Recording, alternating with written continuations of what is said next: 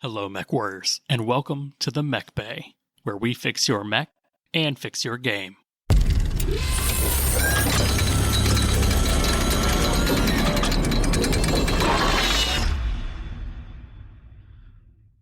What's going on, Mechwarriors? I'm your host, Josh. I've got my co-host, Lore Master Denim, with me today. Howdy, howdy. And we are the MechBay Podcast, your number one source for all things casual to competitive tabletop battletech. And today, we're taking you on a journey to the meching world to learn about fantastical mechs and how to kill them.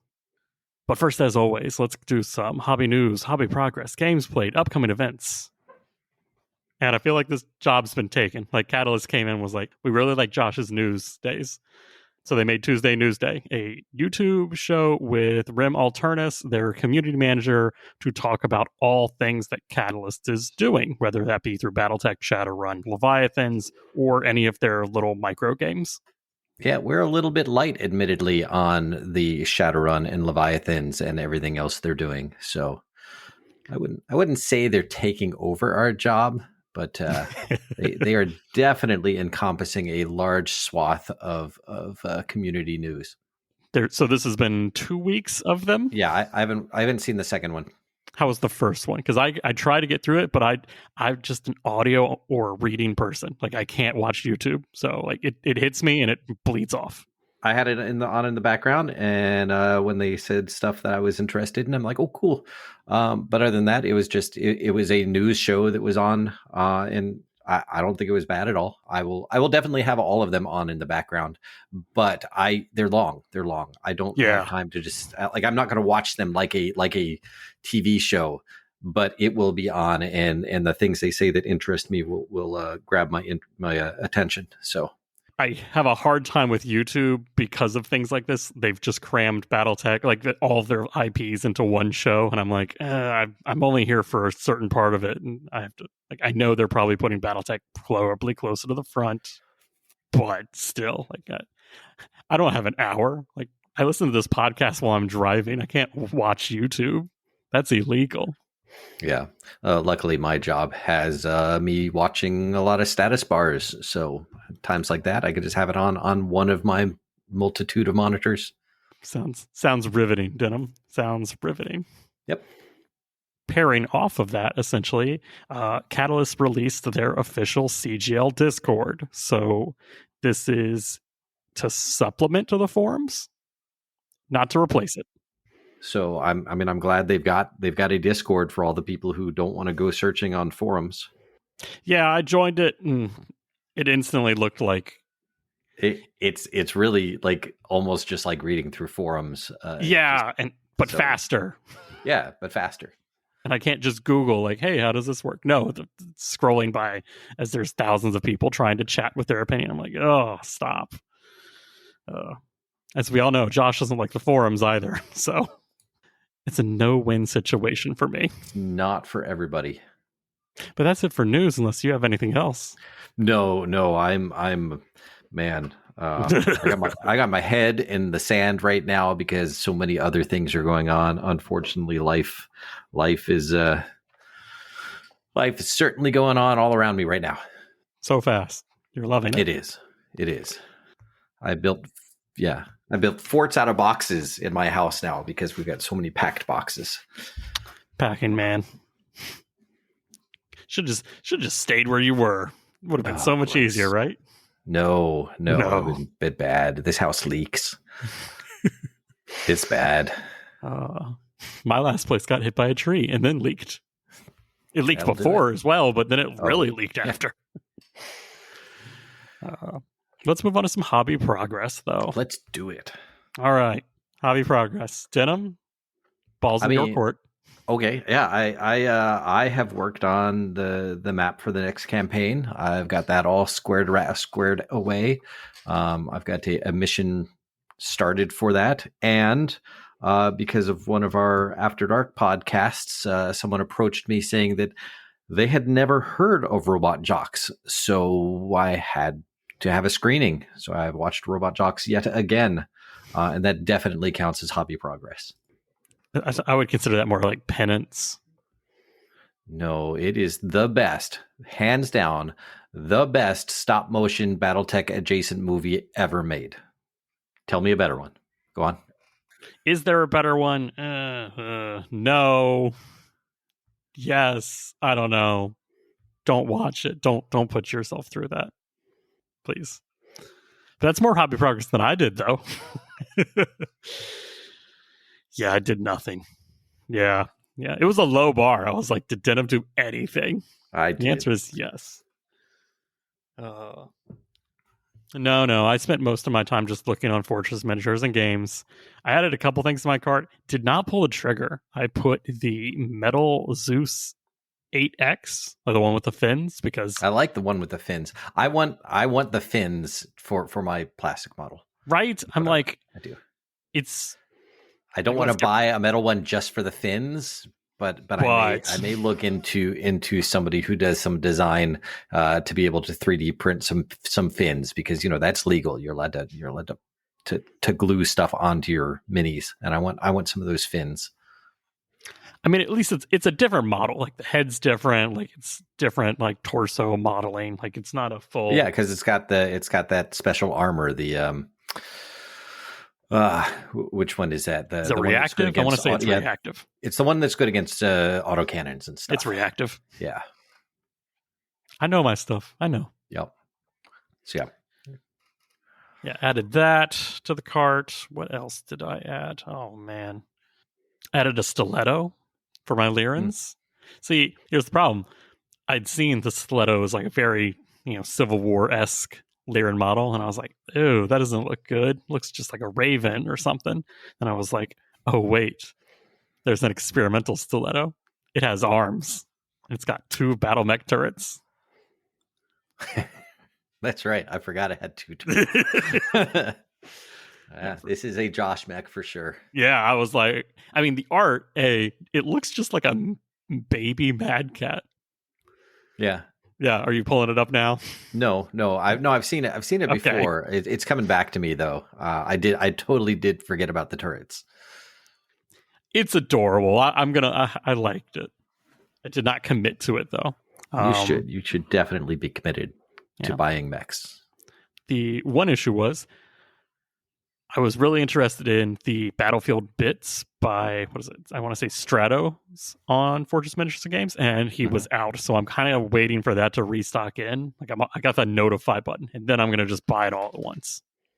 And anything else I add for, I can deserve a little treat kind of mechs.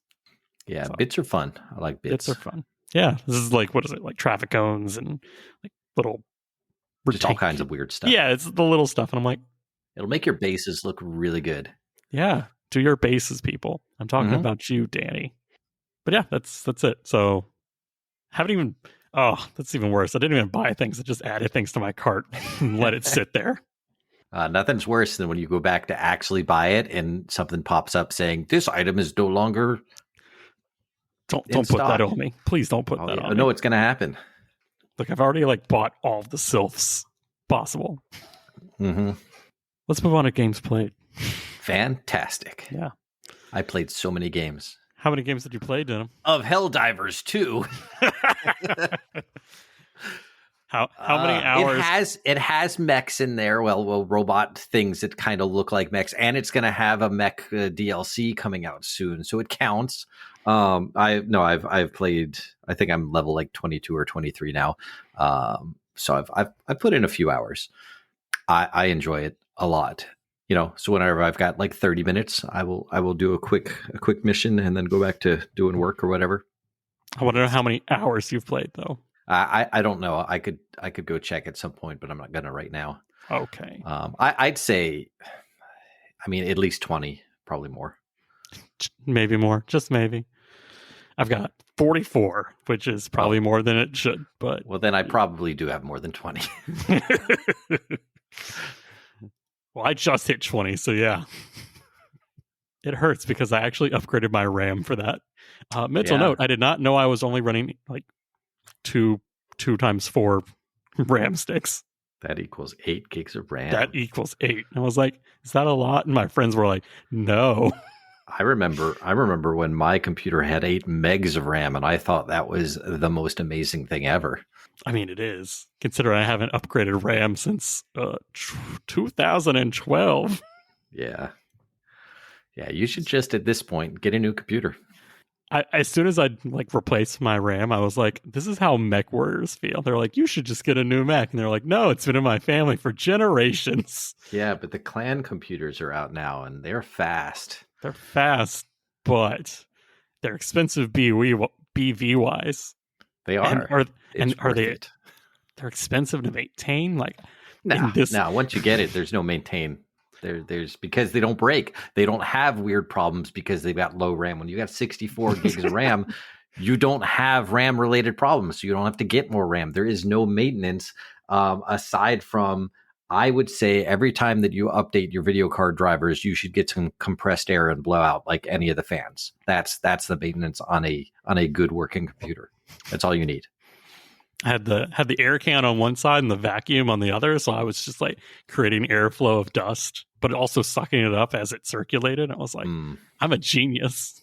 Yeah. Denim, the IT person, is like, you should not be allowed around a technology, sir. But yeah, no, I was like, this is exactly like AirSphere, like upgrading from Introtech to Helm Memory Core. We didn't upgrade a lot. We got to 16 gigabytes of memory now. I'm so proud of you. I know. What kind of chip you got in there? A Dorito? Don't laugh. i7 3400. That's like what, 3rd gen? It's only like 10 years old. It's 12 years old. 12, yeah. We don't upgrade. We stay in our lane. Well, the fact that Helldivers even runs on your computer is a testament to the work that they are doing. Not a testament to me overclocking my computer to squeak out every ounce. The Helldivers 2 engine is the exact same engine that they use for Helldivers 1 and Dark Tide and a bunch of others. The engine itself is abandonware. Like, there is zero support for it. So it was designed when your computer was still new. So it should run on your computer. Honestly, it did not great. I'll be honest there. I was like, ooh, is this server issues or computer issues? And I was like, it's probably computer issues. Maybe that autocannon needs to be upgraded to the Ultra version. Yeah. Except no, Josh got 3 games in and Denim got 0. So kneel before your superior dice roller. What kind of drugs is Josh on today? H2O, my favorite kind. I did have a probiotic H2O grape blueberry soda. Only 40 calories. I was impressed. Well, tell me about your games. All right. Well, my first game was against Scott from Scott's Game Room, and it was another Lyran versus, I want to say just Mercenary, but that's because my memory doesn't serve me that well. You can check out pictures of his force at scottsgameroom.com. And I took my Hollander, an Atlas, a Uziel 8S, and a Griffin RG. And to not confuse people, that is a Hollander 2, correct? Yes, it's a Hollander 2. There is a difference. They're all Hollanders. They're all good Hollanders, Denim. Yes, they are. They all have Gauss rifle. I don't care what size Hollander you are, as long as you're just mech and Gauss rifle, you're a Hollander. Weight doesn't matter. Weight, jump jets, whatever. It doesn't have jump jets. It's literally just they had to add more mech to add more Gauss rifle. But Scott, he took a Hatchetman, the new Rec God one with the AES and a hatchet. Ooh, I like that one. Yeah, that's a nasty one. He also took a Griffin. He took the Pulse Laser Jump one. I can't remember exactly the variant. He took the Gunslinger, and he took a Warhammer. And we played one of the MechBay quick pickup missions just because we were looking. Does the MechBay have a format? It does not have a format. Don't call it a format. How many turns did you play? 8. Nice. And we did the Headhunter one where your commander you get a point every turn your commander hits another enemy, essentially. So it's to hey, you designate a lead mech and that mech has to stay alive to get points, but also can't generate points unless if he's just sitting in the back. Right. It's just a like, hey, big guys aren't going to sit in the back; they're going to lead from the front. If you live for the entire thing, it like doubles your points or something. Yeah. So you kind of want to balance killing, surviving. Yep. Oh man, but that game was wild. We played on the corrosive map. So was your Griffin or your Uzil your commander? My Atlas, sir. I'm a Lyran at heart. All right, corrosive map. Yeah, so we played on the corrosive map. We actually played with all of the corrosive Alien Worlds rules. So that was the acid pools. If you go in, you have to roll for the corrosivity, and then you have to roll for how much damage they did. I threw my Griffin into a pool and rolled, and I got the highest damage level, like eats through metal in seconds kind of thing. That poor Griffin, you just saw the thumbs up as it sunk to the bottom. No, well, he got lucky because he had to roll 2d6 damage, and he rolled a 3. And I was like, okay, I can handle that. It doesn't sound like the max. Hey, out of 2d6 possible, if the lowest is 2 and the highest is 12 and I get a 3, the Griffin was sealed tight, had Teflon coating on the armor. Nice.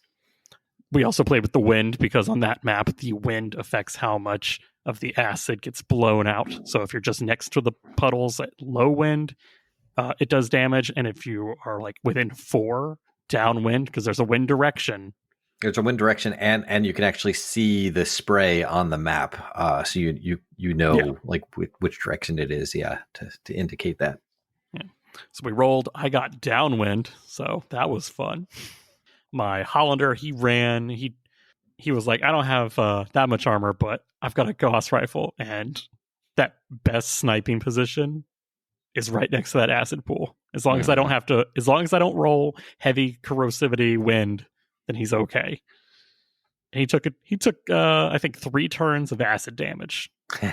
It's in groups of 5s, can't hit the face. So I was like, okay, that's not bad. I mean, it's a Hollander. My Atlas charged up. He was slinging rounds at the enemy gunslinger and Warhammer. And the 2 Griffins were on the other side of the table, just fighting it out for Griffin superiority. Mental note, my Griffin, not the superior Griffin. Which one was yours? Like you said, he was the laser jumpy one. I know that I like the one with the Streak LRM 10. That one's a fun one. That one jumps really far. But what did you have? I took the RG, the advanced RG, the like Royal Guard one. Oh, yep. Yeah. So that one's like a mix of large pulse or large laser, medium pulse, and I want to say a single or 2 machine guns. I want to say it's definitely one of the new Rec Guide ones. The RG does not stand for Rec Guide, it stands for Royal Guard. Fun fact.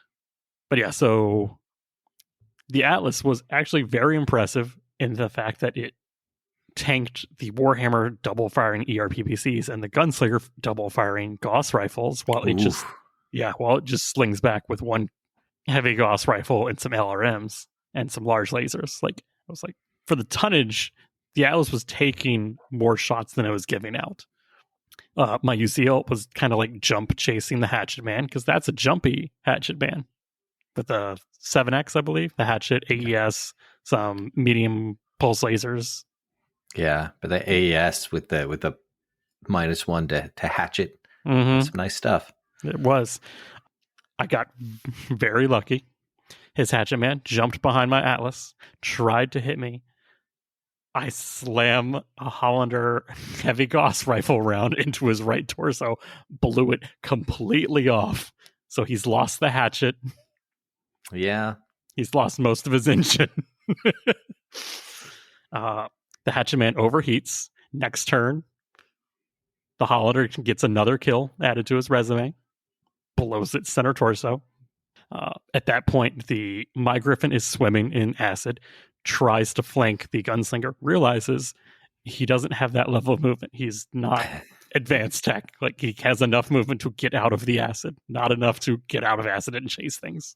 So my Atlas is kind of stuck in the middle. I probably played that pretty wrong. Like, what was his commander?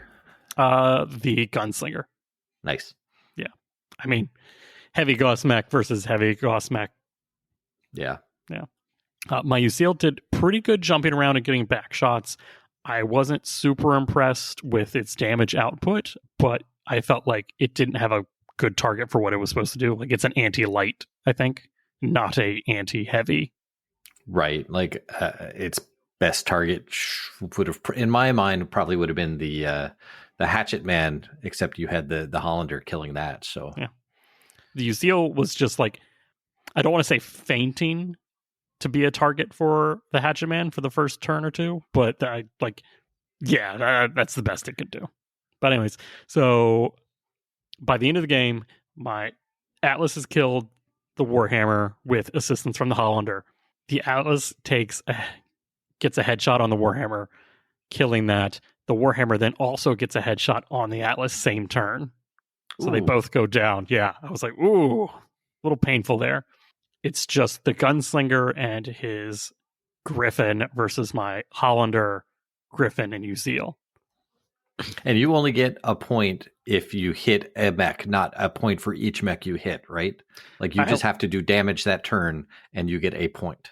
My commander has to do damage. Right. The commander has to do damage, but you can't like split fire and hit 3 mechs. Correct. 3 different mechs and get 3 points. It still counts as just 1 point. Yeah. So there's no, it's not how many targets can the commander hit. It's just, is the commander out there doing stuff on the battlefield? Yeah.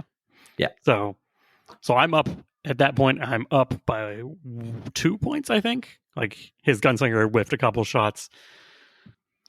The headshot to the Atlas that literally steals, like, that's my score. Like, I can't get any higher. There's no way. I was like, that's fine. I just have to make sure his commander either dies then or not. My Griffin gets around. He hits him. He explodes one of his Gauss rifles, hits him in the arm. I was like, yes. He takes the 2 pilot hits. He's still alive. He's still standing. I was like, come on. Okay. That turn, he hits the Griffin with his rear lasers, gets his damage. He gets his point. Next turn, I back up the Hollander as far as it can. It takes the 20-point shot. It hits him. It hits him in the other Gauss rifle. The Gauss rifle explodes. It goes through. There's not enough internal structure left. He donuts himself with it. I was like, oh my God, this is amazing. Of course, the Gunslinger, same thing. Fires his Gauss rifle, the one that had just exploded, and an ER medium laser at the Hollander, getting him a point. The problem is, the Hollander would have had just enough armor and an internal structure if it had not stood by the acid, getting the shots on the Hatchetman and the Warhammer the turns before. He does, his laser goes through all of the holes in my armor, because I had taken like 10 points of acid damage into the right torso. He hits, gets internal, gets a single crit. That entire torso, all 12 slots of it, is just Gauss rifle. Yeah. Yeah. Hits the explosion. His Gauss rifle didn't do as much damage as my Gauss rifle exploding did to me. So that killed it. So Scott wins the game with a 1-point lead. Yep, because neither of you get the double points. Neither of us got double points. But that's fine. Like it's just a fun mission to do. We still kill each other, but we're trying to do something different.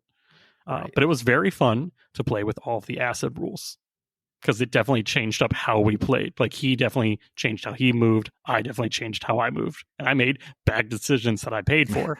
I would do them again, but it's besides the point. Just roll higher. Have you played on any of the Alien World things with all of their rules? I actually did the acid one, and I did the crystal one with the alternate rules on there as well. I remember doing the crystal one a long time ago, and just it was when it first came out. I was very excited, so I played some of them. Yeah, that's weird because it's got the little tremors and earthquakes, and you can line up the crystals just right so that people shooting at you have cover, but you don't have cover against, or they don't have cover against you, but you have cover against them. So it's an interesting mechanic for sure. Yeah, interesting is definitely the word I would use. But that was my first game. That was a little long because it was the longest one to go. Second one, I took my Snow Raven R team, which is like their salvage recovery team, against Jeff, and I took a Warcrow, a Crimson Langer, a point of Protomechs, all rocks, a point of Stormbird battle armor, and a point of Airy battle armor. because like the R team is supposed to be 2 mechs, 2 battle armor, and like a salvage team. And I was like, proto-mechs are probably the closest we have to a salvage team. Like they can pick things up, they can like move a little bit more like technicians, and they can also defend themselves if they want. Yeah, but they got big egos, so they're not going to do work like that. Look, I don't know what motivates a proto-mech pilot nowadays. It's Ill-Clan era. They honorable death. Yeah, they're just all insane. That's where they're going. Insane in the membrane. But all rocks, how'd that go? That went well. Jeff took 2 Balak VTOLs. And this was classic. So we were playing with some VTOLs. He took a Nova, a Thunderbolt, and a Blackjack. And we played the kill 3 buildings, also MechBay not format mission. Uh-huh. It's actually, people like it. They just want to play and they want it to be simple. I'm sorry, Denham. I'm sorry. No, I have no problems with how this format is set up. It's not a format. Don't call it a format. Like you know, the only thing is that I wanted not turn limits, but just turn recommendations. That's all I wanted on there. Yeah, turn recommendations. I think 8 is a good recommendation. That's what we get normally in our 2.5 hour, 3 hour weekday night games. 12 is a little ambitious for a Tuesday night. 12 is a lot. I would have said between 6 and 8 for most of them. Yeah. But so this is for every 10 points of damage we do to the buildings, you get a point. And that's nothing else fancy about them. They got stealth, but that never really comes into effect. It's just to make the long shots not be able to like... I mean, they still get -4 to hit exactly a thing, but it's, you know, it's only a -2 at long range. Only a -2. Yeah. But yeah, that game went good. I was on defense for the first couple turns. I moved up. We played on the like mountain map, the one with like the bunker side on one side and like a geyser hot Yellowstone looking pool on the other. Is that from like the Tukid pack or? I don't think it's from Tukid. I think it's from the desert map pack. Yeah. I mean, Tukid had neoprenes as well, but yes. Yeah. I don't remember it being a Tukid one. Okay. But yeah, so I lose initiative the first couple turns. So I move up all my guys defensively. I've got my Stormbirds riding on the Crimson Langer, considering it's like the fastest. It's 7-11. It's got decent speed. My Warcrow moves up. I'm avoiding the sub-level pit because I don't want to spend all my movement there. So I get pretty much most of my guys up to not the middle of the map, but like just inside my half of deployment zone. Right. I put my Warcrow behind partial cover at a walk. I move my Crimson Langer up, like he's got some woods in between him and the targets, and my rocks are pretty much all split along the mountain line. So I'm like, okay, I've got all my bases covered. And I just got the airy battle armor in the back playing defense. Like they're 37 BV. I'm not expecting a lot. They do one hit. They paid for themselves. Next turn, he jumps his Nova. He jumps it right onto the partial cover that my Warcrow is. I was like, oh, that's nice. That's a gunnery 3 that's jumped, and I stood still. I'm like, ooh, that's 6s for the 10 chemical laser Nova. Is it 10, 12? It's a lot. He can pump up damage. Yeah. We roll. My Warcrow shoots it. I get ER large laser, hits him in the cockpit. I roll, I crit, I kill the cockpit. The first shot out. I was like, Like I looked at him, I was like, hey, you want to do this? And he's like, nah, man, this is what it's about. And I was like, okay. I mean, that's true. That's like how well can you do at a deficit? Yeah. So his Nova goes down. His Nova decided because the chemical laser is only 5 damage, he didn't want my Pharaoh Lamb to turn that to 4 damage, so he shoots the 2 proto-mechs that are standing next to me. He's like, I don't want to deal with these. He shoots. He doesn't kill it, but he gets enough crits on the torso that the pilot goes unconscious, and the other one, he blows up the gun. I was like, oh, okay, they're not out, but they are as wounded as a proto-mech gets without dying. Yeah. I don't know if I would trade a Nova for that, but anyways, he flies his Balax. How do we want to pronounce Balak? Balak? Is that a name for something? I don't know. That's send the us, name of that unit. yeah, send us your pronunciation of the BALAC helicopters. But he runs those in. He starts shooting up my bunkers and buildings and doing damage. I was like, oh no, Ari, can you shoot? And they're like, nah, man, that's a +5. We're only skill 4. It's like, okay, that's what I get for taking you. My Protomechs put some hits on it, but I don't get any good like rotor immobilizations or anything. So it's a little disappointed on that. But you really need like flak or low skill, even in classic, to kill those. Because we don't see much VTOL action. Not generally. I only know of 2 people who really like VTOLs a lot and like to bring them. So it's not super common when you have 50 some odd people who come to this store. Yeah. So after his Nova goes down, I start trying to press the advantage. I move some Protomechs because they're not. If they jump, they can't really shoot the helicopters. They don't have that good of number. They're skill 3. They're just not still. Right, but not when you're jumping and shooting at VTOLs. Yeah. Exactly. So I send 2 to harass the Blackjack. They do some good damage. Nothing crazy. The other 2 go for his Thunderbolt. Try to shoot that. Thunderbolt's got too much armor. Like, I'll be honest. Yeah. Thunderbolts are great. Yeah. And this is the snub-nosed PPC one with the target computer. I was like, ooh, you hit just as good too. Yep. I use that one a lot. I know. You had just harassed me with it in the last campaign day. My poor Greyhound. Didn't kill it, but definitely hurt me. But my Crimson Langer had dropped off the battle armor, and it was starting to run towards his objective. He shoots the helicopter and the Thunderbolt. He gets a gyro hit, an engine hit, and like spreads damage like on the rest of the torsos. Doesn't really do anything. I roll, I stay standing next turn. I was like, oh, I really wanted to run, but I don't want to risk falling down right here. So I get 1 turn of me running to his objective, blasting it for like 50 points of damage before he does enough heat to me that I overheat, fall down. Next turn, he moves the Thunderbolt, and he just targeting computer. He just aim shots my CT rear, finishing me off. And I was like, oh, all the front armor on that mech was fresh. Yep. Yeah. It's like, it's fast, but it's not when you've got a good shot, using that targeting computer to target a specific location can be super key. Like it's not used very often. Most of the time it's just used as a -1, but I've seen it fail spectacularly. I've seen it targeted and then everything hits and nothing hits the location you were even aiming at.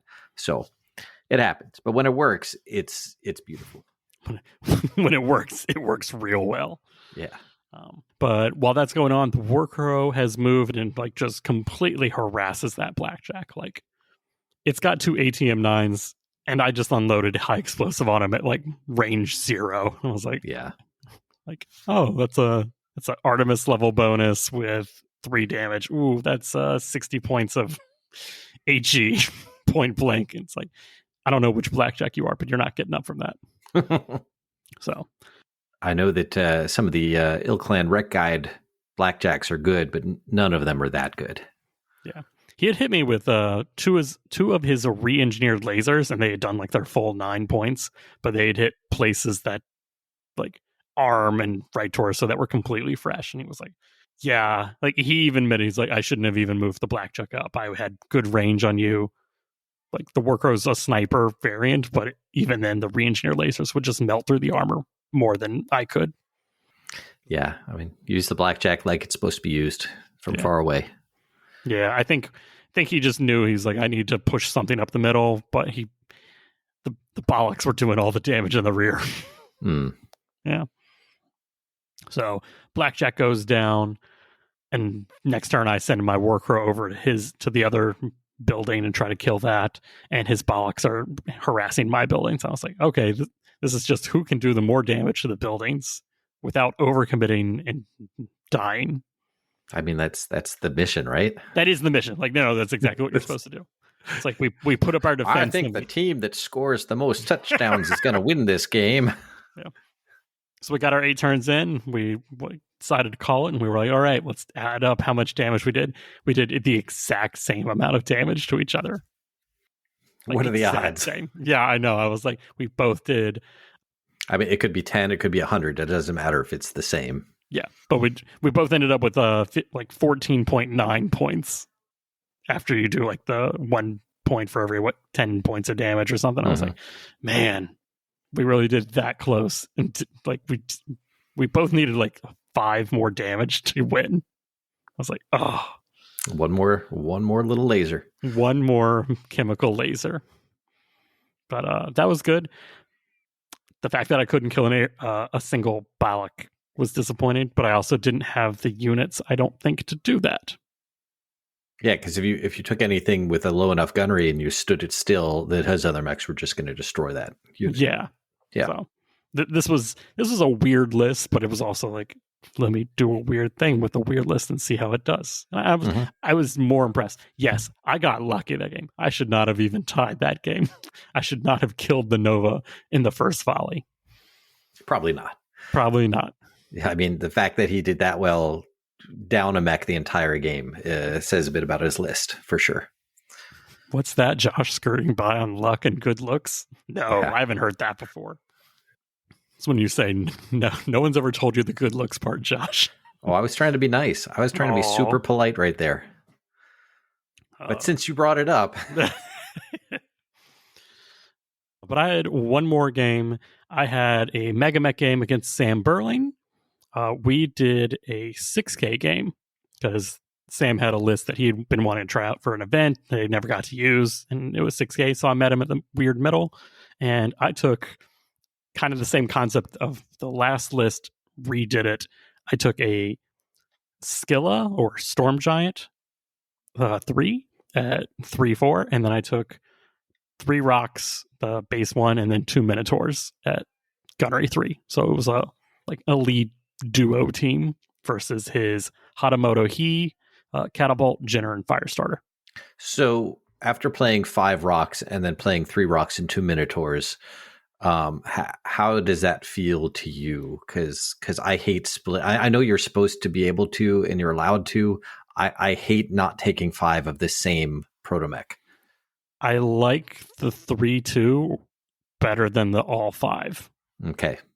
It's probably because the Minotaurs are much more like fire-based level protomech. Like they run for those first couple turns and they just get in position and they just zap because they put out the damage of 2 protomechs. So you don't want to jump those.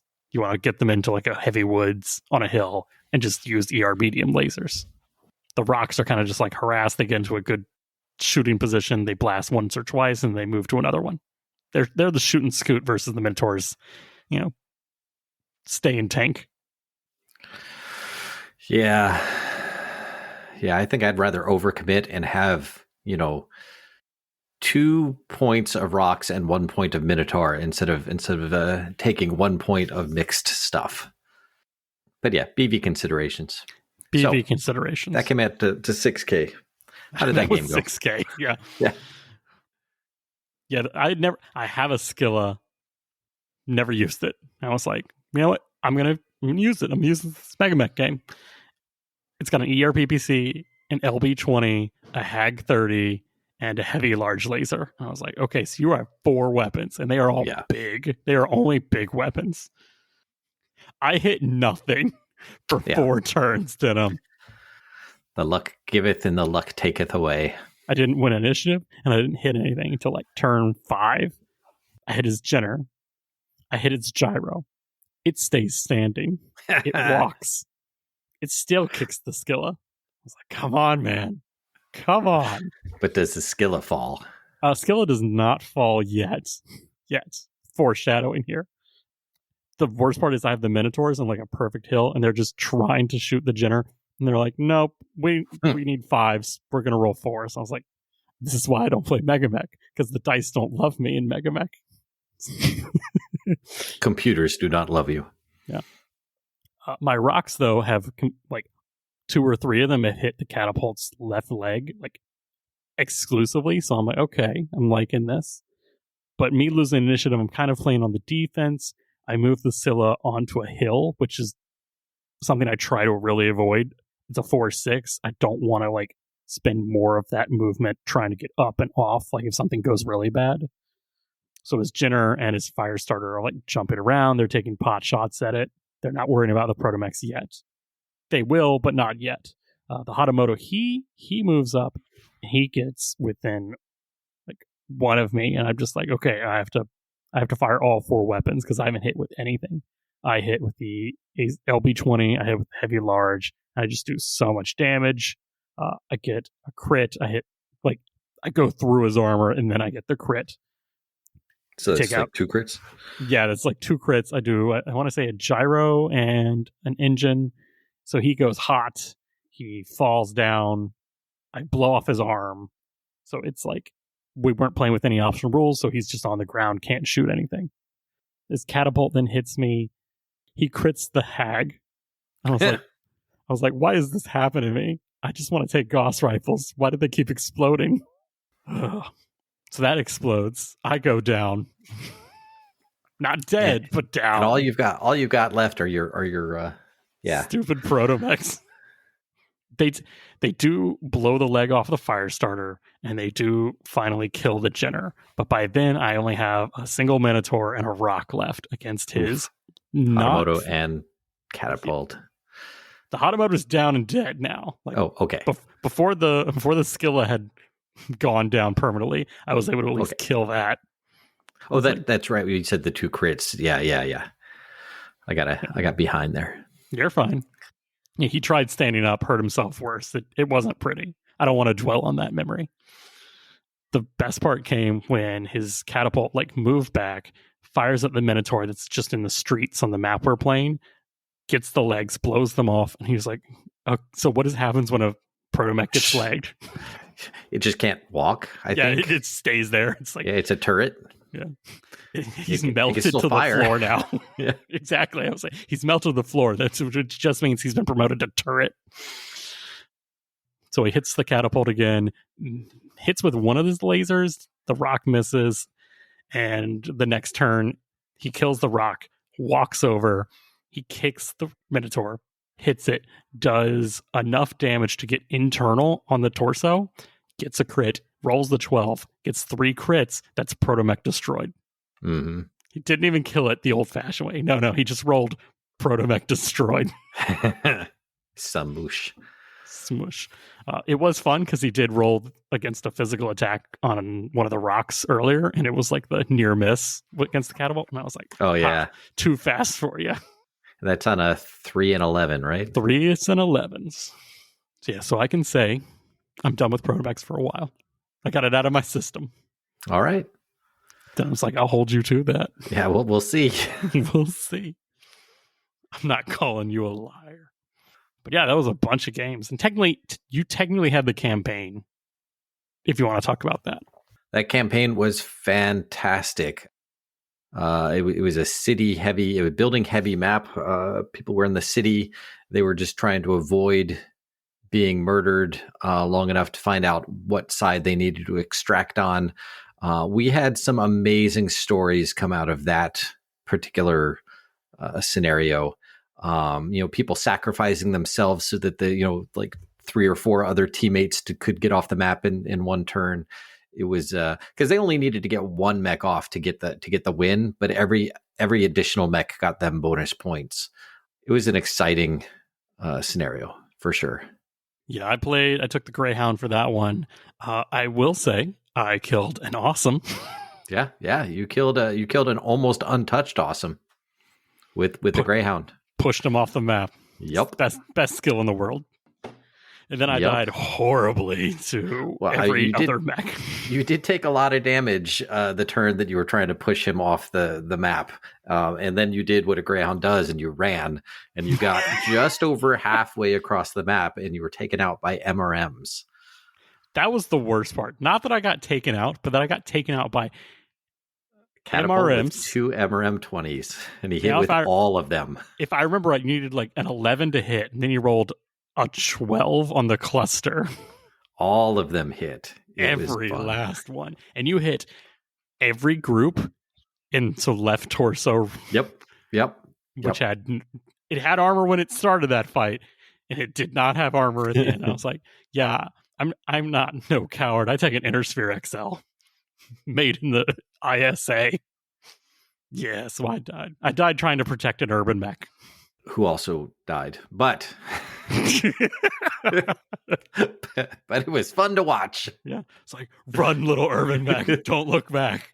Wait. He's like, I am running. I've been running the whole game. Oh. I've made it 6 hexes. I'm getting there.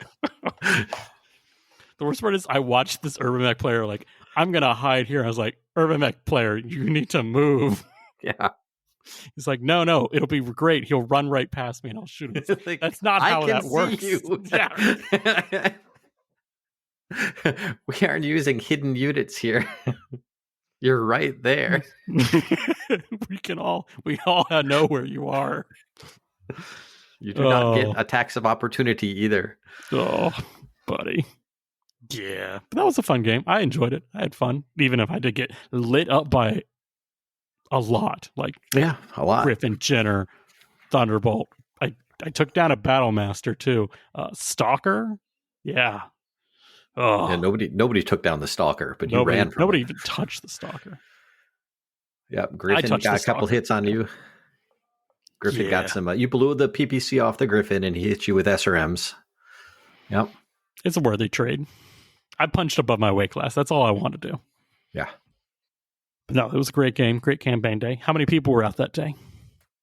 At the store for that day, we had 46, and then we had a makeup day, and I don't have the numbers for that makeup day yet. But 46 that day, and then the people who couldn't make it that day, more showed up for that day. That's awesome. But yeah, 46 is not bad. Not a record, but not bad. That's a lot of games played, Denim. Yeah. Well, if we're counting that, then I did get 3 games played because I ran 3 campaign days. 3 games on campaign day. 3 of the exact same game, different players. Yeah. Hey, well, every game is different. Every game is special. Oh, especially the ones with me in it. Super special. At least there I had a target, a dedicated target. Kill Josh. We all need to wake up with that level of motivation in the morning. What am I going to do today? I'm a kill Josh. I'm going to make it my mission. It was first game of the day. It was a great way to start the morning. Yeah. I do love that you had to randomly roll where all of these mechs came in. I was on one edge and you rolled that same edge, 4 times? Yeah, 4 or 5 times. With all the assault mechs. An entire lance of assault mechs could randomly spawn anywhere, individually. Yeah, anywhere. Not as a group, individually. And you rolled each one in the same corner. Yep, same side for all of the assault mechs. Yep. And then someone's like, what? We don't get salvage? I don't remember that. Listening comprehension. How many points for strong suit? How many points for the awesome? 0. Cool points. I only play for cool points. But yeah, that was fun. That was a lot of fun. Always is. All right, let's move on to some quick upcoming events. We've got March 2nd in Columbia, South Carolina. We got some 100 PV in Columbia, South Carolina at that computer store. Now let's take a quick break until we get into Fantastical Mechs and how to kill them, where they are, what do they know? Let's find out. You're now listening to HPG 102.3 Real Mechwarrior FM, where we play nothing but the hottest energy, ballistic, and missile music. This ain't your pre-center's HPG station. Next up, Reactor Overload by Imagine Grand Dragons.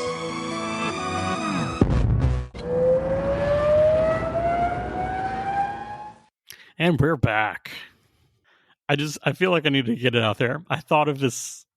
Did I think of the title before I thought of the subject, or did I think of the subject and then come up with the title? I think you've been subtly thinking of the subject for a while now. I don't think it was fully formed. I think you came up with the idea of the title, and then you're like, "Oh yeah, that would be great for this thing that I've been thinking of." That's probably the exact way that it happened, and my brain just can't process that process. So I'm going to go with yes. I've been thinking about this for a while. And what is this? This is the mech archetypes that are like talked about, whispered about, like back alley talk, the things that really grind our gears, that we call OP on forums, the things that we say, this is very good, this is the optimum choice. And these are the things we encounter on the table when we do like more competitive or like higher level play of Battletech. Like nobody wants to take a mech up against one of these without like a plan to know what they're doing. Because if you just like one-on-one any of these, it's probably not going to go well. Like they are just kind of the kings of each of their categories. Like they are the best sniper, they are the best artillery, they are the best missile boat, things like that. I mean, old players definitely remember the time when suddenly everybody and their sister took a jumping mech with clan large pulse lasers and a targeting computer. I mean, that's what everybody took. And that's the kind of thing we're talking about, is the ones that people complain about being OP, being unfair, should be banned, et cetera, et cetera, et cetera, because they don't have an answer for them. These are rough. But we're here to give you that answer. Yeah. So that's why I wanted to title it Fantastical Mechs and How to Kill Them, because we are going to talk about what each of like the groups is. Like it's not always one specific mech, it's kind of like a group, it's a category of that mech. And what are some counters? What do we see that mech do that you can kind of exploit?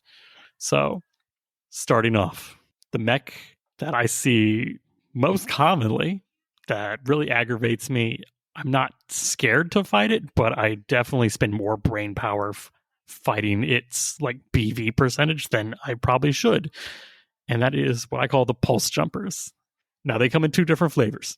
We got our lights, very fast pulse jumpers, and we've got our heavy, thick boys. So let's start with the pulse, the light category. These are your spiders. These are your venoms. These are your dragonflies. Dedham, what are some, when I say light pulse jumper, that's optimized? Oh yeah, I mean, that's on my list. I have a spider that jumps 10 with 2 medium pulses. That's one of my go-tos. I absolutely take that. And yeah, that's when I think of that list, this is what I think of, is that spider. I fought that spider multiple times, multiple people. I'm tired of fighting that spider, Grandpa. It's never going away. You can't stomp on it. It's not going to be squished. That's too damn bad. Oh, it's not a lot of BV, but you know, it's a problem, and that's what we're going to get into, is why it's a problem and what you can do about it. So why is it a problem? The problem is because it can generate very high TMMs for 5 by jumping into woods. It can get wherever it needs. It can get in your rear. If you lose initiative, there's not a guarantee that it's going to get even touched. It is, I go anywhere and there's nothing you can do about it. Right. I mean, it's a BV thing. It's if I jump 10, that's a +5, and if I jump into woods, that's a +6. If it's heavy woods, it's +7, and if it's partial cover, that's +8. If your gunnery is a 3 and you don't do anything, that's an 11 to hit. You know, it's so rough. It's so rough. Oh. I'm a fan. So, yeah, I know you are. You're the one who uses it. I fight against them too. I like them, and I don't mind seeing them. That's for sure. The closest I get is I use the scout that jumps 10, but that's not as much there to do the pulsing. So I'm like, it doesn't fit in that category. That's a dedicated scout. There's a bunch. That's a big list for dedicated scout. But no, this is the get in your back, put 6 to 8 damage in your rear. Yeah, because with the medium pulse, that's 12 points really. You can do 12 points. But like I said, the BV, the spider that jumps 10 with 2 medium pulses is 1,000 BV. It's not horrible.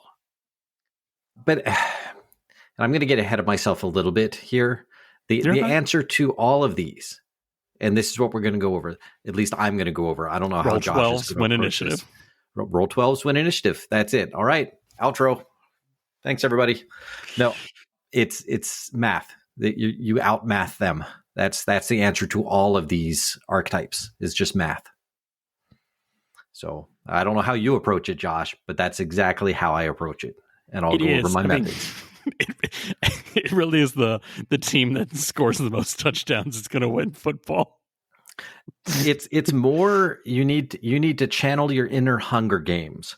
I mean, it's the whole may the odds ever be ever in your favor, and what you have to do is make sure that the odds are in your favor and not in your opponent's. And you're not going to win every game. There is luck, but if you can massage these numbers properly, then you will win most of the time. More than 50% for sure. All right, let's talk about how to kill these pulse jumpers. I'll start. My favorite thing to do is to bait them against something that arm flips. I know it's dumb, but something that's already slow moving. It's probably a dedicated gun platform. So you have an arm flipper in every list that you run, right? I do. I normally try to. Just aesthetically, I always like an arm flipper. Lancelot. I'm not saying that's a bad thing. That's I do. So I really do. Yeah. But that's just for this reason. It's not the perfect solution, but it's one that hey, something's got in my rear because it wants to get in my rear. It begs to get into my rear and do damage. That's the only way it can really succeed. It doesn't have enough damage to hit you frontally. It has to get in your rear, preferably adjacent to you so that it can kick you and also get that PSR, because it doesn't matter how much damage it does. It just has to land a kick. That's part of what makes it dangerous. So it wants to get in your rear and it wants to get adjacent to you. So you are correct. An arm flipper is a really good counter to it, but that's not enough. No. That's not enough. You have to think about it even more. So first of all, like I said, if it jumps 10 into woods, you're rolling 11s. That's really, really, really hard to hit. I mean, I don't know right off the top of my head, but I think an 11 is 8.33% or something like that, the odds of hitting it. So you're saying there's a chance? There is a chance. Absolutely, there is a chance. But it likes to jump into heavy woods. So your goal is to find those heavy woods and put the mech that has arm flippies in those heavy woods and turn its back to an open, empty hex. Because you don't want it jumping into woods. You want it jumping into a clear hex. And then you want to stop moving. Yes, it's going to jump behind you. Yes, it's going to hit, because if you're not moving, even in heavy woods, there's a chance it might miss, but the odds are it's going to hit. And you're going to suck up that damage so that you can have 8s to hit. 8s are fine. 8s are good. 8s. I would take 8s or 9s on that jumping spider all day long. Because even a 9, you're going to hit 1 out of every 4 on average, and it can't take that much. So you flip your arms, you fire all your large arm mounted weapons. Even if you only hit a quarter, it's going to be a bad day. So that's the answer to that, is take the damage. It might mess you up, but if you're pristine, it shouldn't kill you. But you can kill it, and then you don't have to worry about it anymore. You're trading rear armor for damage. So yes. As long as the more you can tip the scale to your favor, if you can put out 10 damage and only take 6 in return, that's pretty good.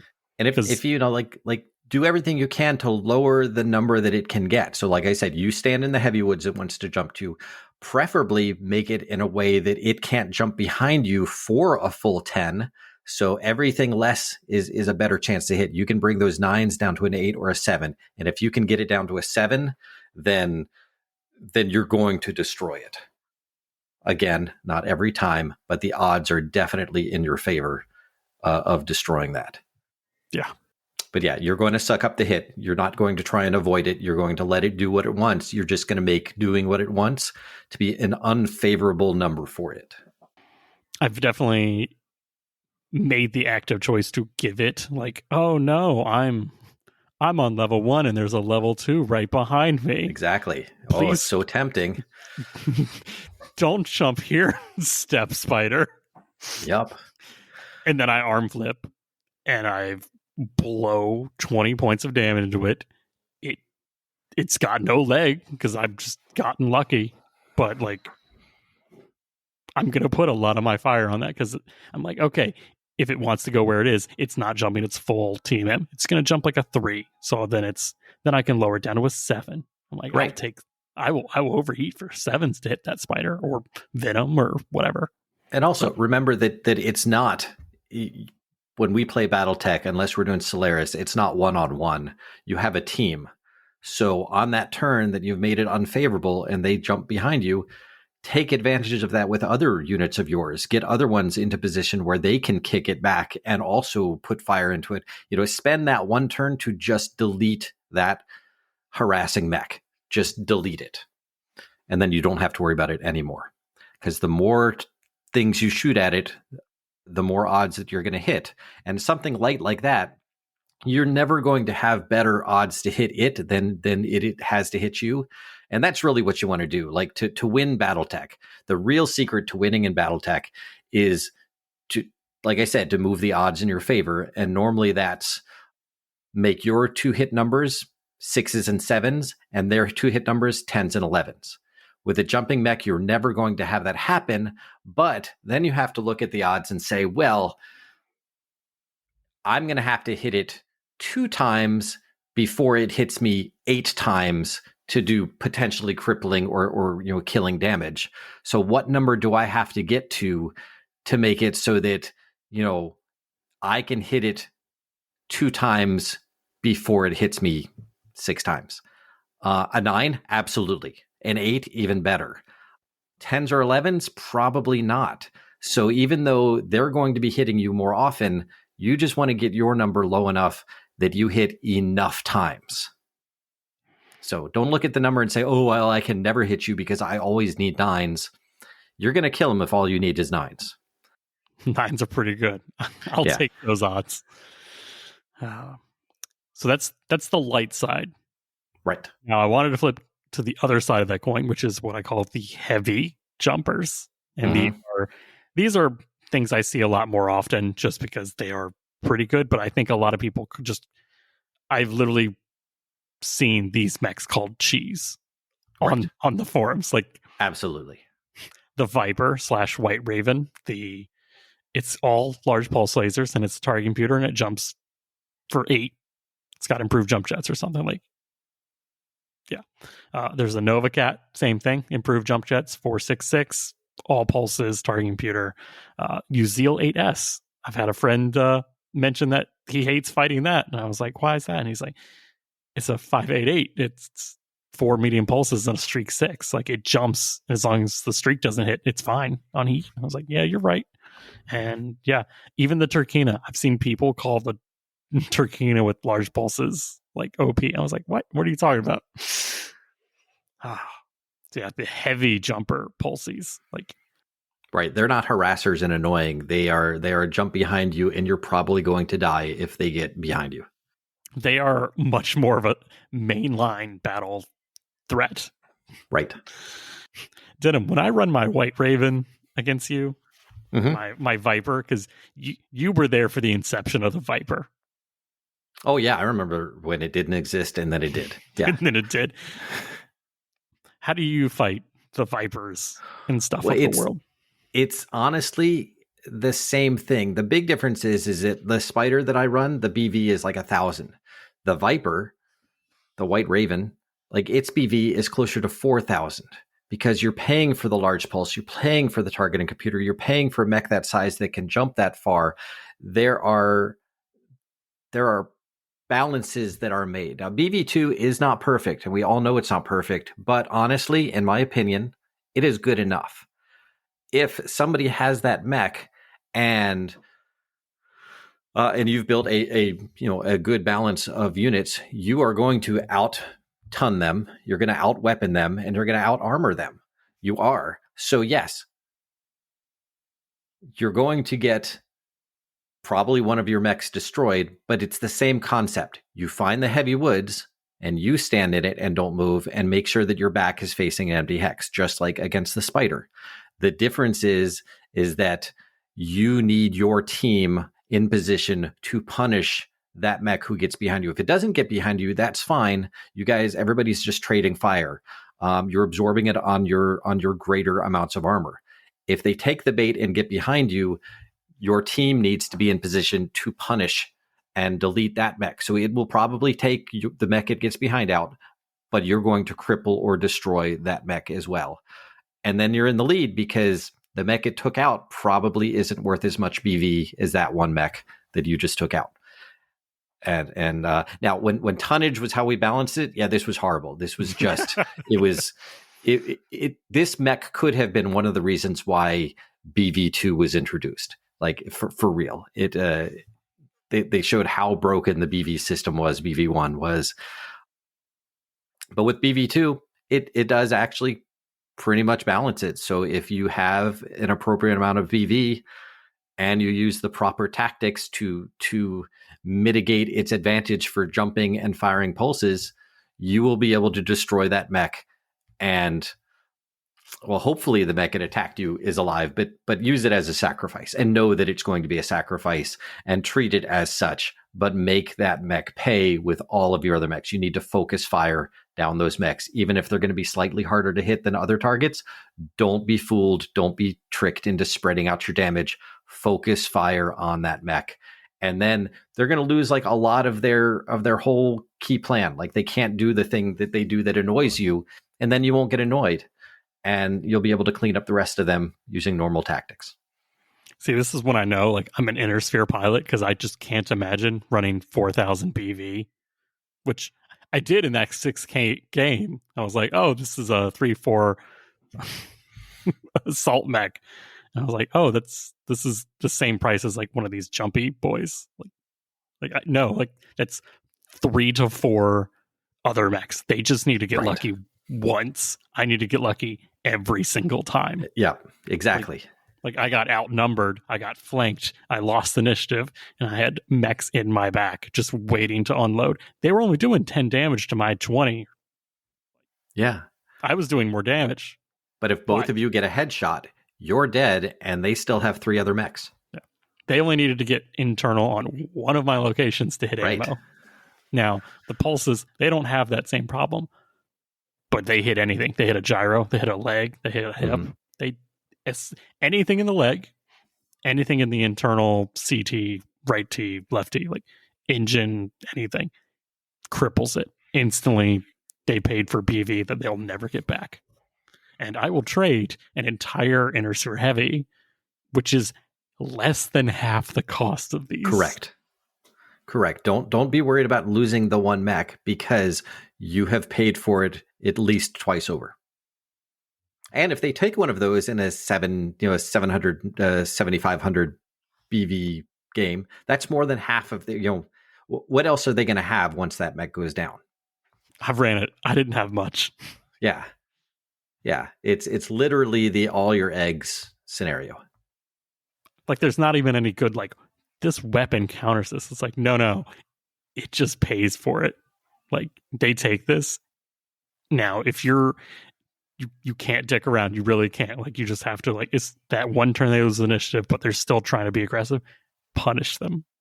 Right. And at all of these situations, I am assuming that we have lost initiative when I'm talking about it. I'm assuming that they can get behind me because I lost initiative. If you win initiative, then it's a whole lot easier to massage the numbers so that the odds are in your favor because you know where they are.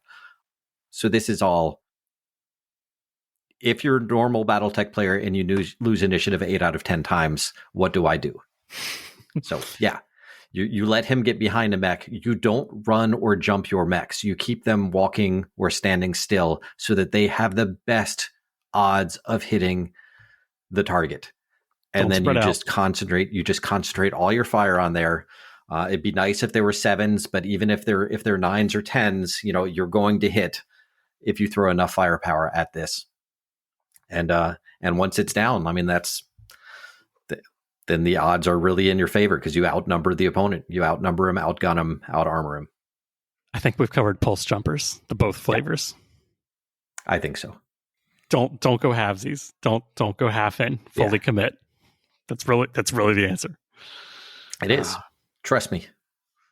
All right. So I put sneaky boys. And now when I wrote sneaky boys, what I initially thought was things like the dasher, like things that are going to run really fast. But no, those are just kind of like worse of the pulse jumpies. Right, exactly. The way to defeat dashers and the locust that runs 28 is the exact same thing, except for they can't jump, so it's even easier to get terrain in the way. They'll get a couple good hits, but anything that moves that fast is super light, so it takes even less damage to cripple them or take them out of the fight. They'll have one or two decent attacks, and that's it. At worst, the dasher's going to drop battle armor off near your assault mechs, and that's a whole nother story. Keep water nearby. Whole nother story. But no, so once I was like, oh, these are the same concept, just worse. I was like, but what else is in there? I was like, oh, Denim's stealth rifleman. I like how a lot of the things on this list come back to, oh, Denim's blah, blah, this. Oh, yeah, that guy. Yeah, I understand. the secret podcast here is how do I defeat Denim's lance?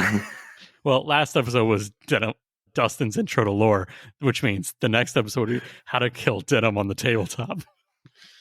And more secrets for $5.99. If you follow my advice, you will do really well against my lance. Unless I do really well against you first. So when I think of these, I think of your mechs because you play them well, and B, they are very good at the roles they are doing. I think I lost 4 games in 2023. How many were against me? 1. Well, 1 because we're counting the one where you didn't know how to use your hard gel 3 armor and you out BV'd me and you forgot about your heat scale that one turn and all that stuff. So that one I am still counting as a loss, but that was one of them. I'm sorry, but I apologize for nothing. I know that's the problem. Yeah. But yeah, so your stealth rifleman. And if on my 10K list, my stealth marauder too. Which is really just a bigger stealth rifleman. It is. It is. Well, that rifleman is special. We'll go into that. My stealth rifleman, I really like it. It has stealth armor. It's not particularly fast, but it doesn't need to be. I take that one because it has light autocannons, so I can put precision ammo in there. He's really good at staying back. I like to find a hill to put him up on with woods and partial cover. So, maximize the 2 hits. So I don't move. So there's no TMM there.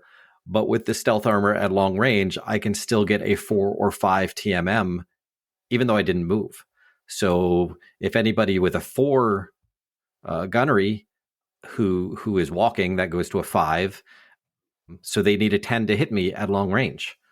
Assuming that there's no other terrain in the way, which is exactly where I want to be. Because if you need a 10 to hit this rifleman on a hill at long range, you're going to find a closer target that's a better to hit, or you're going to waste shots throwing it down there.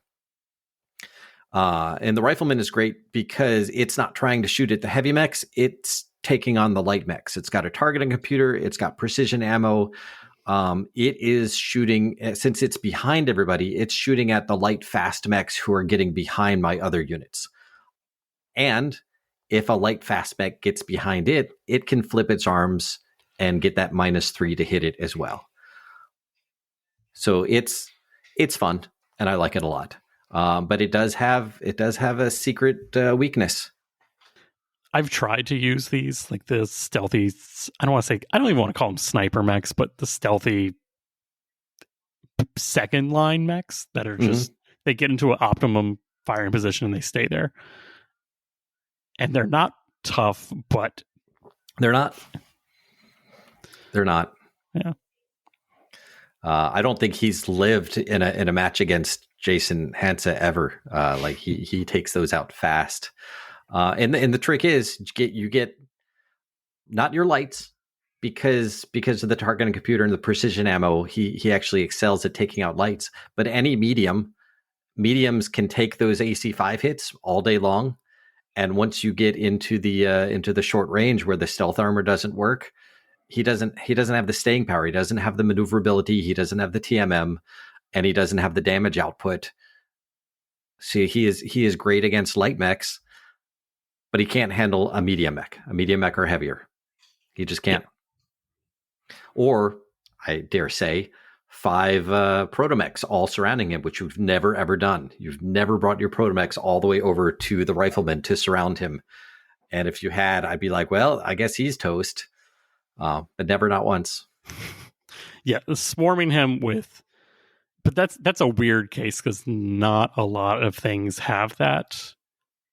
Like Intersphere, I could see like a bunch of hovercraft getting up and around and just like it'd be hard for you to justify spending 2 or 3 turns shooting hovercraft that are just pecking at you with medium lasers or something.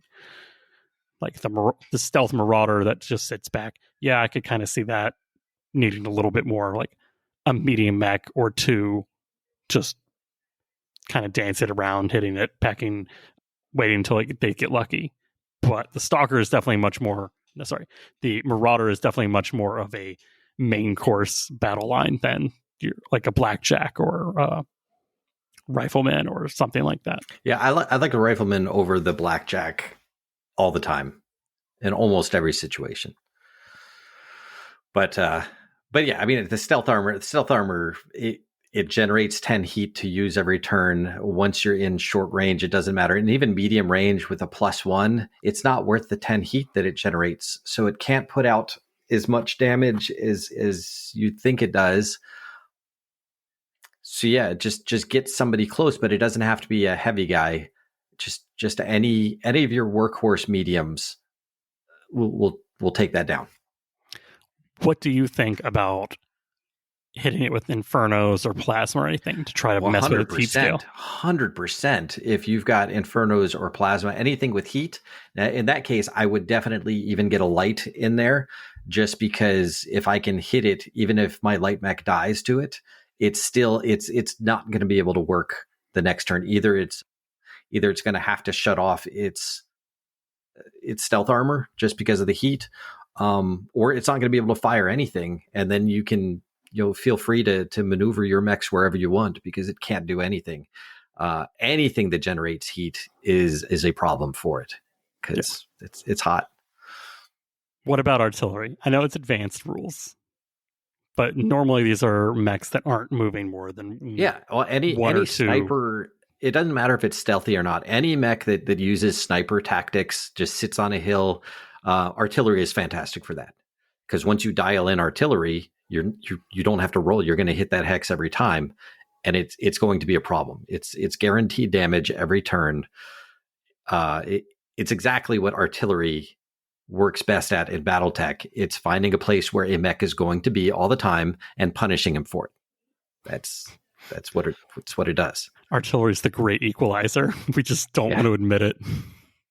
In fact, when I'm playing BattleTech with artillery, I find the hexes that are on hills, in partial cover, in woods. I target those first. A lot of if I have any left over, it's any given heavy woods hex I make sure is one of my targeted hex. And that way, if a light mech jumps there, well, guess what? Artillery just hit that hex too, and that messes up a light mech every day. Those pre-plotted artillery target hexes. You get 5. This is when it's like, hey, I picked the 5 most defensive heavy woods on the highest elevations. Absolutely. If they go there once. It's paid for itself. Yes. And they do all the time. Same thing with mines. I always mine those hexes too. If I have mines, those are the ones I mine. They're drawn to it. They can't help it. Oh, sneaky boys. All right, let's move to the melee champions, the heavyweights. Now, I run these more than I realized, I guess.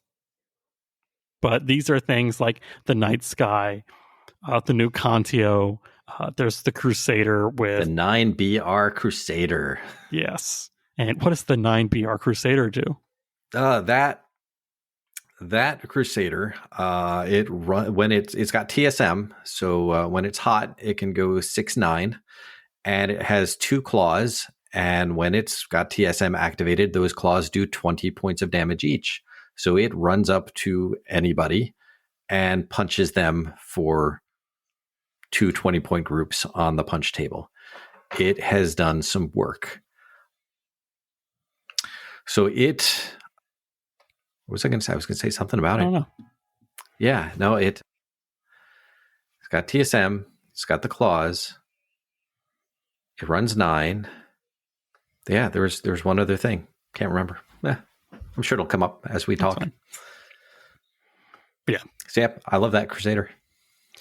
But most of these are TSM powered melee. Hit your mech once, kill it. Like, there's not a whole lot left to pick up after. The odds are, if it gets into melee range, it's going to hurt you for sure. That Hatchetman I fought, I wouldn't put it in this because if it hits me, it's not going to kill. Right.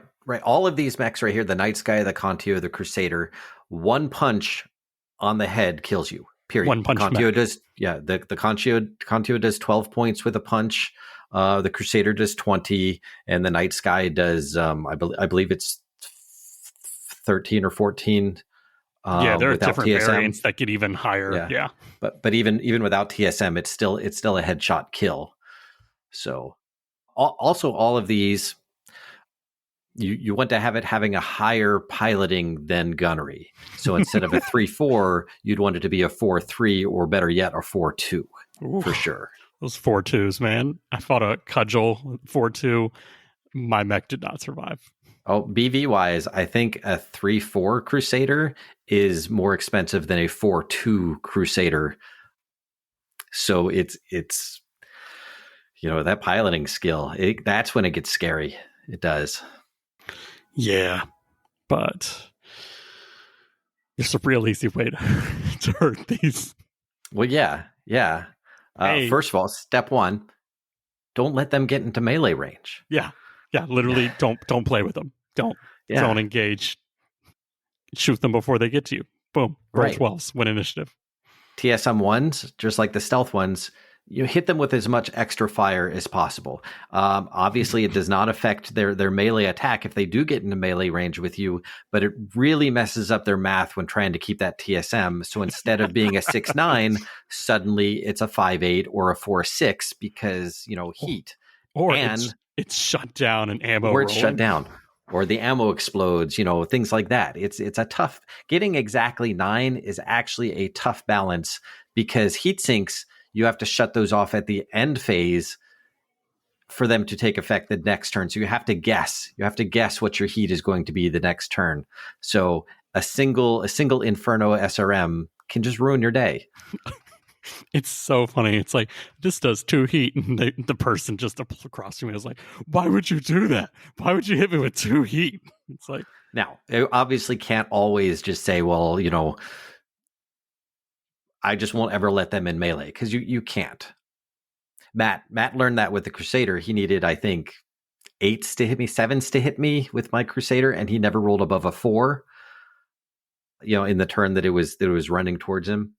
But in that case, when a mech like that does get into melee, the melee is after the firing phase. So again, focus fire is your friend. Get every mech, no matter what the 2 hit is, who has a chance to hit it. You want to at least get that 20-point PSR to hopefully knock it down. It's going to be tough if they've got a piloting of 2, but you want to do as much damage to that as you possibly can before the melee phase, as much as you can. You can't outpunch these. You cannot win in melee combat against these. Like, these are mechs that are just completely outclassing you. You have to mess with their math, and you have to kill them when you get the chance, because normally they're going to have to spend 1 turn. I think it's not the Shiro, it's the other one, Akuma, that does the same thing. It's got a sword, it's got TSM. I'm like, oh gosh. The Nodachi. Thank you.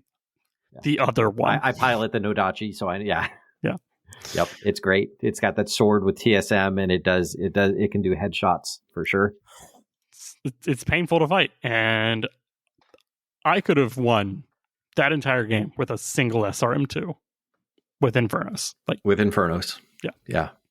This is when Infernos actually are better than an SRM. Yes. Yeah, I can mess with your heat math, and you are having to do heat math every turn. And I would have Right. slowed it down. I would have instantly dropped its speed. Could have just blasted it with Yep. like every other weapon. My Shadowhawk that I take has an MML5, and I have 2 tons of ammo. 1 ton is SRM, 1 ton is Inferno. It's just to mess with people with stealth armor and people with TSM. Like, that's what it's there for. If nobody has that, then I just go after the mech who's got the highest heat to damage ratio, and just pick on him with that. I'm trying to remember, but heat-seeking ammunition. I know it's advanced rules. I think that's a lot like the heat damage that you take if your life support is down, where it's insanely high heat to get those bonuses. I don't think it's just like on a 9 you get a +3 to hit or something. It's much crazy. more. We'd have to ask Nate. He would know the advanced rules like that. I don't know them. We went over it. I just can't remember it. All right, melee champions. Mess with their math, then kill them fast. Yeah. Don't let them live. They are Do not priority. try it. Don't be like, oh, I'll just kick them. No, you won't. You won't. You're going to trade a leg for a knee. Right. So focus fire when you can. Put terrain in between them and you. Yeah. Mess with their heat math and focus fire. Focus fire is your friend. It really solves so many problems on the Battletech field. I definitely fall victim to those more often because I just don't take Infernos. Like, when I do take things that shoot heat, I go all in, but I never have like, oh, let me just have this SRM6 with Infernos because I'm going to use it to crit seek. No, I should use it to really screw up someone's heat. I mean, like, I use that Crusader as we know. So again, this is one of those mechs that I use. What I also have is a Thunderbolt on my team that does not have an XL engine, who I tend to walk out in the middle. So people are like, oh, yeah, I need a 9 to hit the Crusader this turn, but I only need a 6 to hit the Thunderbolt. Well, A, my Thunderbolt can probably take a few of those, and B, if you're shooting at the Thunderbolt, you're not shooting at the Crusader.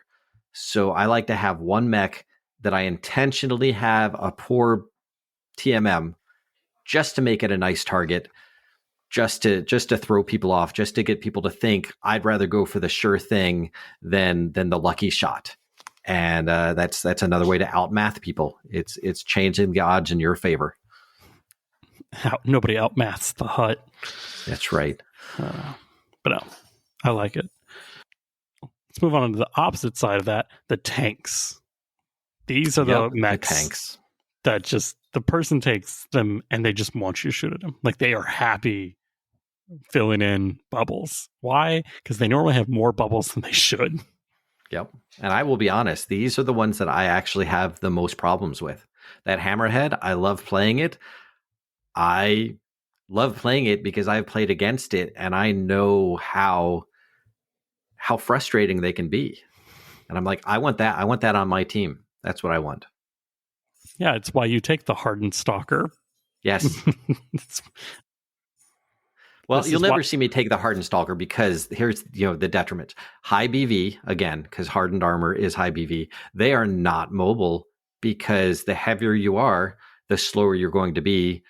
Because if you take hardened armor, you've got a -1 to your running anyway. So no matter what, you're going to be slow. And that leads into the exact answer to these mechs is, again, focused fire. And it's better because you're going to hit a lot more often. Your 2 hit numbers are going to be significantly lower to hit these beasts than anything else. And then when you do take them down, that's a significant portion of the opponent's BV off the battlefield. A significant portion. So they're frustrating and they're scary. But once they go down, and they will go down, they really, really will. It's just going to take 2 or 3 turns. 2 or 3? Oh, man. You're going to take some damage in the meantime. But once they are down, you should be in a better spot as long as you've been focusing fire on them. Like, you really do. You want to focus fire. Don't be distracted by other mechs. Don't be like, oh, but I could take this guy out who's kind of scary. He's not as scary. Just take the guy with the hardened armor out first. Caveat, unless he's not doing anything. If they're over on one side of the map, don't go chasing them down. Wait for them to come to you. In the meantime, take out take out other people. Don't bother with them until they are threatening your mechs. But then once you do decide to, like, execute it. Do not mess around. Get everybody around it. Focus fire. Get those rear shots on the lower armor spots as much as you can. You have to do 40 points of damage in order to get that PSR. But if you do give them a PSR, they're overbalanced because of the hardened armor, so they will fall. They will fall more often. You can't rely on AC2s with crits because hardened armor it's much harder to to get attack on hardened armor. Much harder. Yeah, this is when I fight against hardened armor things, I almost want like a dedicated melee unit that's not about like doing damage, but just good at landing a kick. Mm-hmm. Like, I can get a high team M so I can get behind, like, not the pulse jumpers, but the pulse or the jumping melee ones that just go behind and just harassing. Normally, these hardened mechs, they're tanky, but they also want to do some damage. Like, they're not just armor. The Hammerhead is a weird exception where it's probably more armor than it is gun. It is undergunned for sure, but it is such a fun mech. And the one weapon it does have, like, it's got a large pulse laser and an SRM6 streak. And I think something else. ER medium. So it doesn't have many weapons, but that large pulse laser does work. Like 20 hexes with a -2. It's fine. Yeah. It is not meant to take out other assault mechs. It is a medium and heavy killer. Yeah. So something that the Hammerhead's like at the low end of the tank scale. It's a weird, right? Yeah. Right. Yeah. It is a weird mech, and it's got the AES on the legs, so it's just a fun mech because it's so weird. It is just a weird mech. So I would say this more is like the Hardened Stalker, things like that. Hardened Stalker, the Pharaoh Lamb things like the War Crows. Right.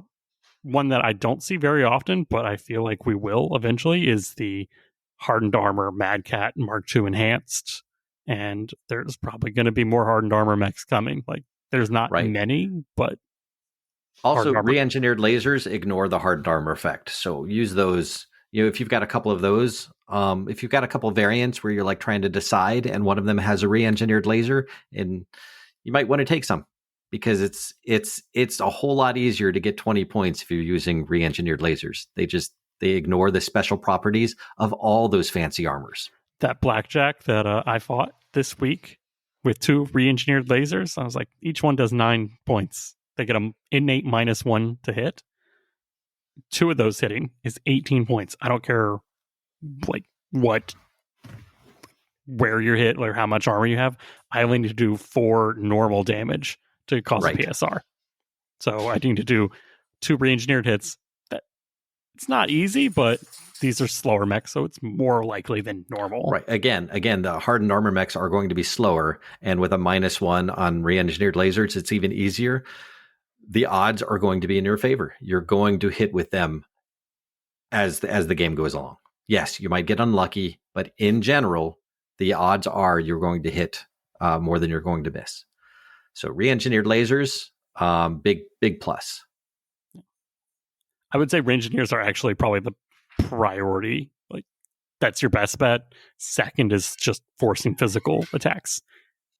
Like, make them fall, make them slow, heat them up, make them even slower.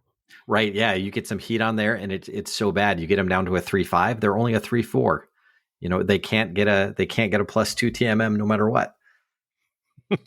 Put terrain in between them. Make them regret bringing them to the table at all.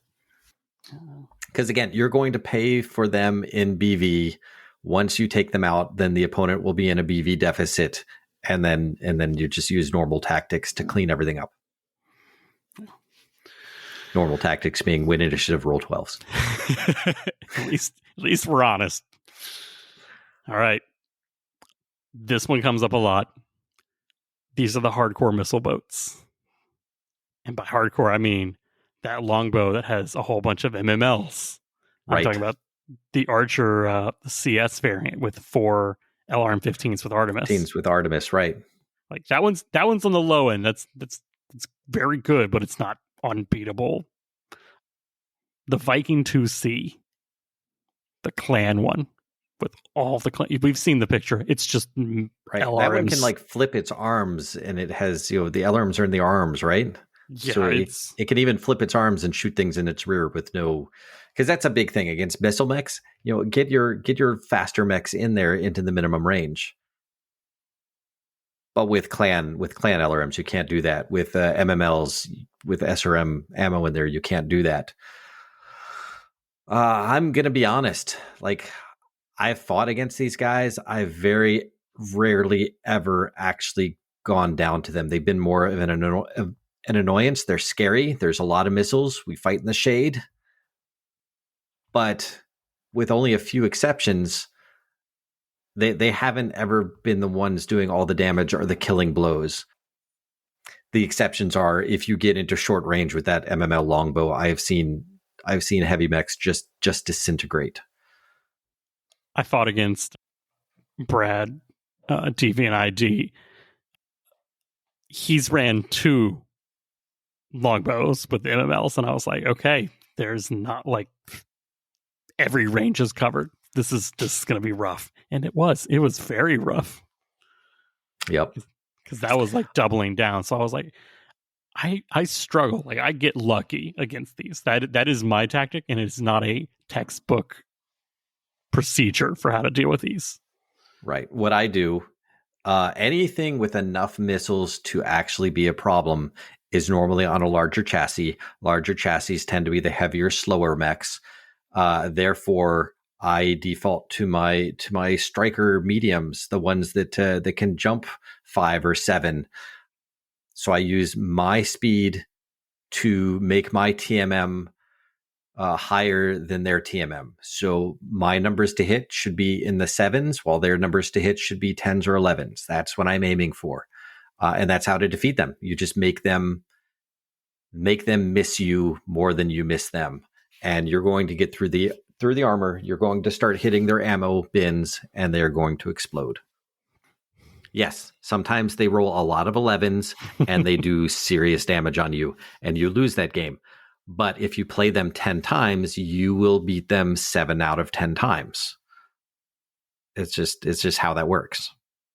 Yeah, this is when that dedicated, even longer range sniper, like, for me, is kind of necessary. Like, I know it's not good, but if I can put 15 points, into the same location, it's probably getting internal, and then I just need to get lucky once.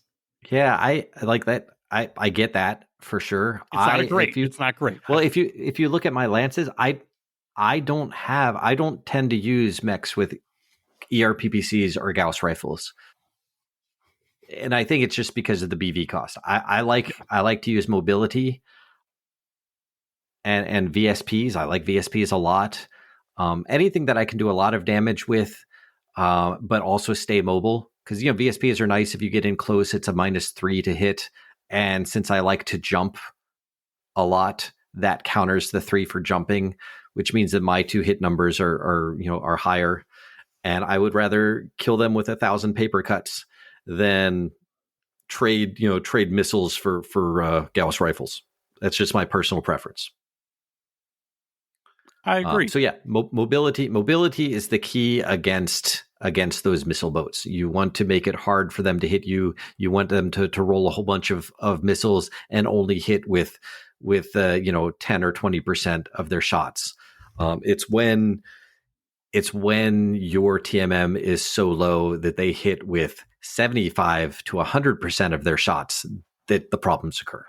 They have to hit with the volume to make it worthwhile. This is when I rely on C3 and C3I. I have something with a very high TMM scouting, and it's not getting great. Like, it's not 0 range, but I can outrange the dedicated snipers. I just have to normally clear their, front guard, because these aren't normally front line mechs. They're second line that are just holding the backfield. They're still moving. Like, they're not going to sit still normally, because they know if they sit still, they're dead. So this is when I like a scout that can, I don't want to say spot for indirect fire either, but I do like C3 against these. Yeah. Well, my Shadowhawk that jumps 7 that I like to take a lot has ECM and an active probe. So that just messes up so many C3 networks, especially if you're not using advanced rules with ECCM. It's just, oh, you've got a spotter that's fast. I jump 7 and I have a VSP that does 9 points of damage with a -3 to hit. It's going to hurt your scout mech a lot. So again, mobility is the answer to that. And of course, like have at least one ECM on all of your lists. It's not hard. There's so many mechs out there with ECM. So do that. That also interferes with that Archer's the Artemis on his LRM. Yeah. And it just has to pass through your bubble, and that bubble's huge. So yeah, it's a 15 hex bubble. 13 hex? 13 hex. Yeah. It's something, either 15 or 30. It's big. It's huge. Yeah. So yeah, they're scary. It's a lot of missiles in the air, but I have never found them to be the deciding factor of a battle as long as my TMM is high enough. But you also run more TMM high things. But I do. I love, because in BattleTech, speed is key to almost all of my builds. That's making my 2-hit numbers lower than my opponent's 2-hit numbers. I find is it's a more reliable way to win a game. Armor, just absorbing hits with armor, that lasts for a little while, but only for a couple turns. And any mech, it can't take up a dedicated barrage for very long. It just can't. So even hardened armor stalkers are going to go down to concentrated fire. But if the stalker can't hit my units, well, then I'm going to be in good shape. It may take me 6 turns to take him down, but I'll have very little damage on my mechs. Yeah. All right. You ready for the last category? I am. The Gauss Toters, the head cappers, I brought big gun, and I'm going to just nail you from 20 hexes away. And oftentimes the pilots of these mechs, they will get the lowest gunnery that they could possibly can. These are the all your eggs in one basket mechs. If somebody has that Annihilator with the Godzilla with 4 Gauss, they're going to get the lowest pilot in there possible. If they have a 10K list, they will have this mech and then a pathetic amount of anything else. And it's dangerous. Headshots. A lot of mechs can't take 15 points in every spot. It's devastating. Yes. It's very, very rough to fight these. Yes. For those first couple turns. Right. Because that's the solution, is that all their points are tied up in this. It's really their only competitive unit out there. And once you take it out, their force is going to crumble. They just don't have enough. So they have to take more of you out before you can get to them. They are very, very slow. If you get multiple Gauss rifles on a mech, it's not going fast, which means that you can rush all of your units across, use terrain. Do not be afraid to run up to a level 1 and use, keep an extra movement point and drop prone. You're allowed to do that.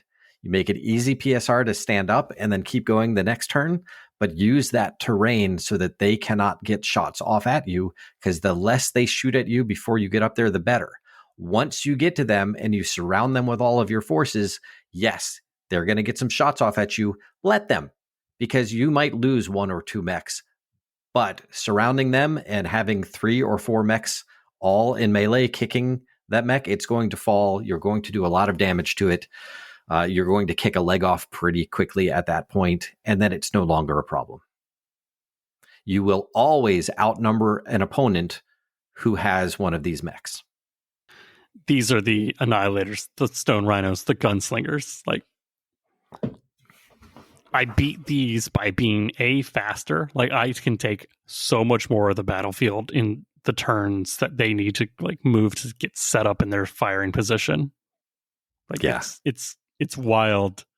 Because they can't come on the field and fire immediately. They have to get to a good firing position. And you're using that whole time to just rush their position. Get to them. If they get into their position, like I said, use the terrain, make it block. again, all of these are assuming that you've lost an initiative, and assuming that this is not a scenario type that doesn't involve both sides killing each other. If you want to, talk about different scenario rules, like tactics for specific scenarios, that will change depending on what your objective is. But everything I'm talking about is the objective is to destroy the other side, and here is how you eliminate these particular mechs. So, this advice is in this little bubble of limitations. But yeah, Stone Rhinos, slow. Annihilators, slow. Gunslingers, slow. Surround them with your other units. Make them pay. Yeah, because these are units that really kind of punish you for taking those centerpiece models. Like, you kind of just need every mech to kind of do its equal share of the job. Well, these mechs excel at taking out other heavies and assaults that are slow or like to take in positions, and it just becomes a slug match, and they put out more damage than anything else. They're also fantastic for taking out those hardened armors because, again, they're slow and they output more damage than any other unit. They're so heavy that they do tend to have maxed armor. But yeah, their big disadvantage, again, is just their lack of ability to move. They cannot position. You can run full speed or jump and still have a good chance of hitting them no matter what. So use your mobility, surround them, focus fire, and you're going to find out that you can take them down before they can take out too many of your mechs. They may get one or even two, but it probably won't be more than that. I just remember the Triangle tournament. It's like I essentially gave my Night Sky as like a premium target, but I was like, but you have to move to get it. So the Annihilator moved. He moved out of his sniper perch. And then I was like, okay, you can kill the Night Sky. He's lived long enough. I ran the Greyhound up. And I got lucky, but I also would have kicked something. Like, I kicked the head, killed it. If I kicked the arm, I would have done enough damage to get very close to getting through the arm. It's like, any of those glosses go off. Right. It's a bad day. It's bad. Because, hey, that's a chain reaction. It is. It really is. And it's Gauss rifles take up a lot of crits. And when they explode, like a regular Gauss rifle does 20 points of internal damage. And it's the same as a ammo explosion. You still take 2 pilot hits. You still have to roll twice. And then if it spreads into another area that has another Gauss, you have to roll again to see if you also crit that one. It's a bad day. I want to hear the story of someone who's like, my first Gauss exploded, and then that made the second Gauss explode. By that time, It was 4 pilot hits, and I was crying. Then I passed out, fell down, and got a 5th pilot hit. Oh my gosh. I wake up on an 11. The worst part is that's exactly how it happens. It does. It does. Like, pilot hits, you either get them all in one phase, or you get them all throughout the game. Well, that's all the major ones I can think of. I put it to the Discord to our listeners. Tell us other ones that we've missed. Which ones do you guys have trouble with? And we'll tell you the same thing we told you here. Win initiative, roll 12s. It's the answer. Do we just need that on a shirt? Yes. We can do that. I would buy that shirt. Win initiative, roll 12s. Yep. Roll 12s and then 2s. You don't even need the 2s. If all you roll is 12s, you're still going to do okay. As long as you roll some dice like that are not all 12s, like you have to save the 12s. I'm not condoning cheating, but like if you only roll 12s, you are cheating. On the shirt, it's going to say win initiative, roll 12s, and there's going to be 2d6s, and they're going to have 6s on all the visible sides. Oh, he's not wrong, folks. He's not wrong. He's been doing this a while. He knows what he's talking about. Hey, anybody is allowed to use my dice at the table. My dice fail me just as much as they fail anyone else. That's right. All right. Yeah, you want to send us home, Denham? Absolutely. Hey, you guys can contact us at the MechBay podcast at gmail.com. Check us out on Facebook, Discord, and Instagram. And a special thank you, as always, to all of our Patreons. And hey, speaking of percentages, here at the MechBay, 60% of the time we are correct 100% of the time.